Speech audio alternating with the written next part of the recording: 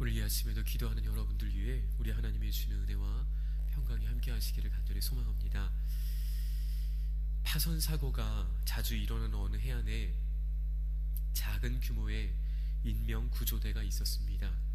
가진 것이라고는 낡은 오두막과 그리고 튜브 몇 개, 작은 보트 하나가 전부였습니다. 하지만 그들은 헌신적으로 자신을 돌보지 않은 희생으로 많은 생명을 구했습니다. 그 결과 이 인명 구조대는 매우 유명해졌고 많은 후원자들이 생겼습니다. 거기다 이 구조대에 밀려드는 수많은 지원자들로 하여금 기쁜 비명을 지르게 되었습니다. 그들은 후원금으로 새로운 보트를 구입했고 또 새로운 구조대원을 훈련시켰습니다. 구조대의 규모는 점점 커졌고 낡은 오두막은 훌륭한 가구로 가득 찬 멋진 건물이 되었습니다.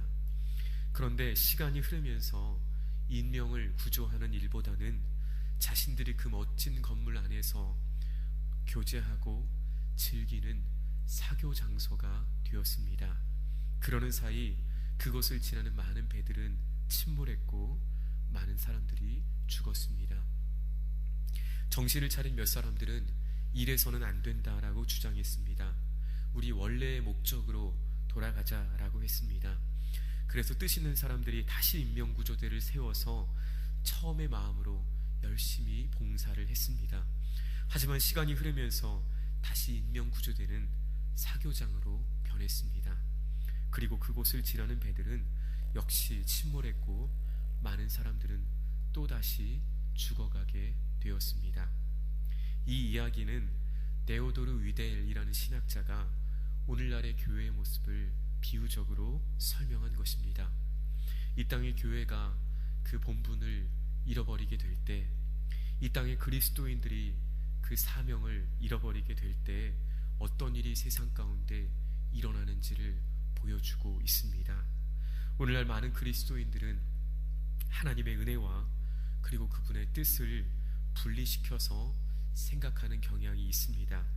저마다 자신이 받는 은혜에는 관심이 많지만 그 은혜를 주신 하나님의 목적을 잃어버리고 살아가는 것입니다. 빚진 자의 마음이 사라진 채 기독교 신앙의 특권만을 추구하는 자기중심적인 그리스도인이 점점 더 많아진다라는 것입니다. 앞선 이야기의 구조대처럼 자신의 본분을 망각하고 마치 사교장의 사람들처럼 살아가는 모습이 어쩌면 이 땅의 많은 교회들의 모습이 아닌가라고 이 신학자는 빗대고 있는 것입니다. 오늘 저와 여러분을 창조하신 하나님, 그 하나님은 저와 여러분을 구원하시고 풍성한 은혜를 주실 뿐만 아니라 오늘 우리를 향하신 하나님의 선하신 뜻과 계획을 가지신 분이신 줄로 믿습니다. 하나님은 온 세상을 향하신 분명한 뜻을 가지고 계십니다. 그것은 온 세상과 모든 민족이 그리스도를 통해 하나님과 화해하는 것입니다. 그런데 그것을 누구를 통해서 이루어가기를 원하신다라는 것입니까? 그것이 바로 저와 여러분, 우리 교회 공동체를 통해서 이루어가기를 원하신다라는 것입니다. 오늘 본문은 그 일이 어떻게 이루어지는지가 오늘 말씀하고 계십니다. 특별히 오늘 본문 안에는 하나님의 구원의 계획이, 구원의 역사가 어떻게 이루어지는지 그것이 오늘 담겨 있습니다. 오늘 이 구절에는 예수라는 이름을 한 번도 들어본 적이 없는 수십억 인구를 비롯해서 세상 모든 민족을 향해 복음을 들고 나가게 하시려는, 그리고 그들을 구원하시려는 하나님의 계획이 담겨 있습니다. 오늘 본문을 살펴보면 특별히 14절과 15절 말씀에 보면 복음이 전해지고 어떻게 사람들이 구원을 받는가, 그 구원의 과정이 오늘 단계적으로 나오고 있습니다. 오늘 본문의 내용을 조금 더 이해하기 위해 본문의 내용을 조금 더 뒤에서부터 살펴보겠습니다. 복음이 전해지고 사람들이 구원을 받아 하나님의 영광을 드러내는 일이 이루어지기 위해 있어야 할 것은 무엇입니까? 바로 일꾼을 보내시는 것입니다. 하나님께서 그 일꾼을 선택하시고 그 선택받은 일꾼을 세상으로 보내시는 것에서부터 하나님의 구원의 역사는 시작된다라는 것입니다. 이것이 바로 첫 번째 단계입니다. 하나님이 보내시지 않으면 갈 수 없기에 하나님이 택하시고 하나님의 보냄받은 사람들이 세상으로 나아가는 것이 구원의 첫 번째 단계이다라는 것입니다. 두 번째, 그러면 그 하나님의 보냄받은 일꾼들이 하는 일이 무엇입니까? 말씀에 보면 하나님의 복음을 전파하는 일입니다. 하나님의 일꾼은 자기의 생각이나 또 자기의 입장이나 또 자기의 판단을 전하고 드러내는 사람이 아니라 오직 하나님의 말씀만 전하는 사람입니다. 하나님의 뜻을 전할 뿐입니다. 그리고 한 절 더 거슬러 다시 올라오면 하나님의 사람들이, 하나님의 일꾼들이, 복음의 증인들이 말씀을 전할 때 사람들이 듣게 됩니다.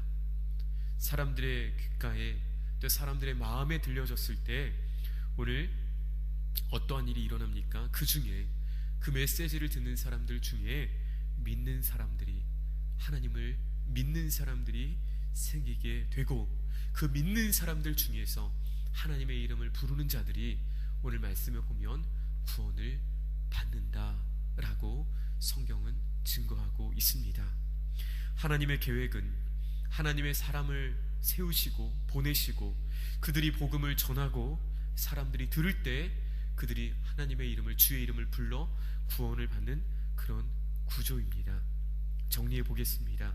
하나님은 일꾼을 보내시고 그 일꾼들이 복음을 선포하면 사람들이 듣게 되고 들은 사람들이 예수님을 믿고 주님의 이름을 부르면 그 이름을 부르는 사람들이 누구나 구원을 받습니다.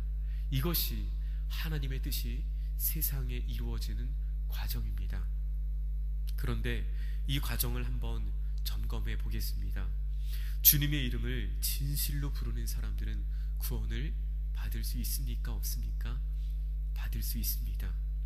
거기에는 문제가 있을 수 없습니다. 주님의 이름을 진실로 믿고 마음으로 믿고 입술로 고백하면서 예수님을 나의 주님이라고 고백하는 자들에게는 하나님이 주시는 구원의 은총이 있습니다. 믿는 사람들 주님의 이름을 부르게 될 것입니다. 그리고 하나님의 사람들이 복음을 선포하면 사람들이 듣게 될 것입니다. 그리고 여전히 하나님은 오늘도 과거 사도 바울을 부르실 뿐만 아니라 오늘 이 시대에 저와 여러분을 보내고 또 부르고 사용하시는 줄로 믿습니다. 그렇다면 이 과정에서 문제가 생길 수 있는 그 지점이 어디에 있을까요? 바로 그것은 하나님의 택함을 받은 백성들이, 하나님의 구원을 경험한 백성들이 오늘 하나님의 세상에, 하나님이 보내주신 세상에 복음을 전하지 않는다라는 것입니다. 분명히 복음이 전해지면 듣는 사람이 생기고 듣는 사람 중에 믿는 자들이 주님의 이름을 불러 구원을 받는 역사에는 문제가 있을 수 없지만, 그러나 하나님의 보냄받은 사람들, 하나님의 택함받은 사람들이 더 이상 세상으로 나아가서 하나님의 복음을 전하지 않는다는 데에 바로 문제가 생길 수 있다라는 것입니다.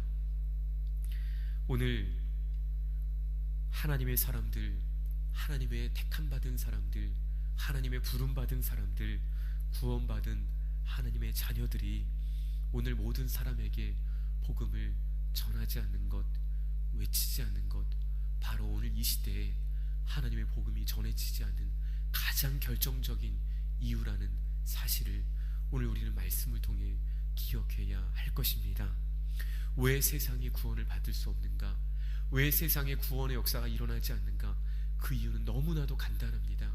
오늘 하나님의 택함받은 주님의 백성들이 오늘 우리가 있는 곳에서 말로 또 삶으로 우리의 행실로 예수 그리스도를 드러내지 않기 때문임을 오늘 성경은 우리에게 말씀하고 있습니다. 전 세계에 약 67억 명의 사람들이 이 땅을 살아가고 있습니다. 그런데 그 중에서도 미 전도 종족, 한 번도 복음을 전해 받지 않은 사람이나 또는 미접촉, 한 번도 주님의 복음이 들어가지 않은 그 종족이, 그렇게 분류되어 있는 이들이 약 10억 5천만 명이라고 말하고 있습니다. 다시 말하면 태어나서 죽을 때까지 복음, 예수 그리스도를, 이 예수라는 이름을 한 번도 들어보지 못하고 죽는 사람들이 무려 10억 명에 달한다라는 것입니다.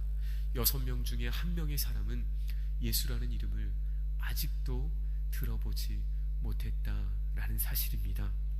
오늘 더욱 안타까운 사실은 이 10억 명이 넘는 사람들, 이들을, 이런 안타까운 상황을 바꾸기 위해 움직이는 사람이, 나아가는 사람이 그리 많지 않다라는 것입니다. 오늘 주 안에 사랑하는 여러분, 오늘 말씀에서도 보면 16절부터 21절까지의 말씀이 무엇입니까? 어떤 사람들은 복음을 왜 우리가 하나님의 구원을 경험하지 못했습니까? 라고 반문할 때 그들이 듣지 못했기 때문이 아니다라는 것입니다. 끊임없이 하나님 말씀하셨음에도 불구하고 그들이 마음을 닫고 귀를 닫았을 때 그 복음을 누리지 못했다라고 말씀하십니다. 그러나 오늘 우리가 사는 이 땅에는 주님의 복음을 아직 들어보지 못한 수많은 이들이 있음을 기억할 때 오늘 저와 여러분에게 주신 사명이 무엇인지, 오늘 저와 여러분이 기도해야 될 제목인지는 너무나 명확해진다라는 것입니다. 주 안에 사랑하는 여러분, 하나님은 오늘 저와 여러분에게 은혜로 구원을 주셨습니다. 그리스도를 듣게 하시고, 그리스도를 듣게 하실 뿐만 아니라 들은 예수 그리스도를 나의 주님으로 믿고 주님을 나의 주님으로 고백하면서 하나님의 구원의 은혜를 누리게 하셨습니다. 뿐만 아니라 오늘 주님의 복음을 전할 수 있는 많은 자원을, 수많은 것들을 우리에게 주셨습니다. 그리고 지금도 주님처럼 생각하고 그분처럼 사랑하고 그분처럼 보고 그분처럼 섬기는 사람으로 오늘 저와 여러분이 쓰임받기를 주님은 오늘 또 우리 가운데 원하시는 줄로 믿습니다. 우리가 믿는 주님은 어떤 분이십니까? 우리가 주님이라고 고백하는 그 예수님은 어떤 분이십니까? 그분이 우리를 위해 자신의 모든 것을 다 드려서 희생하신 분이 사실이라면, 주님이 나를 위해서 그 모든 것을 드리신 것이 사실이라면, 우리가 주님을 위해서 드릴 수 있는 그 어떠한 것이 큰 것이 될 수 있겠습니까? 주 안에 사랑하는 여러분, 저와 여러분, 그리고 영락교회 공동체가 참으로 이 세상을 향하신 주님의 뜻을 이루는 주님의 도구가 되어지기를 주님의 이름으로 간절히 소망합니다. 우리에게 하나님께서 은혜를 주시고 우리 가정에 복을 주시기를 바라는 것도 우리가 간절히 원하는 바이지만, 그러나 이미 우리에게 얼마나 많은 복이 있는지, 얼마나 많은 은혜를 주셨는지 오늘 저와 여러분들이 다시 한번 고백할 때 이제 그 하나님의 진짜 복이 세상에 흘러가기 위해 오늘 저와 여러분이 기도하고 삶으로 또 우리의 행실로 예수 그리스도를 증거하는 일에 힘쓰는, 순종하는 은혜가 오늘 이 아침에도 기도하는 여러분 가운데 함께 하시기를 주님의 이름으로 축원합니다. 걸어가신 하나님,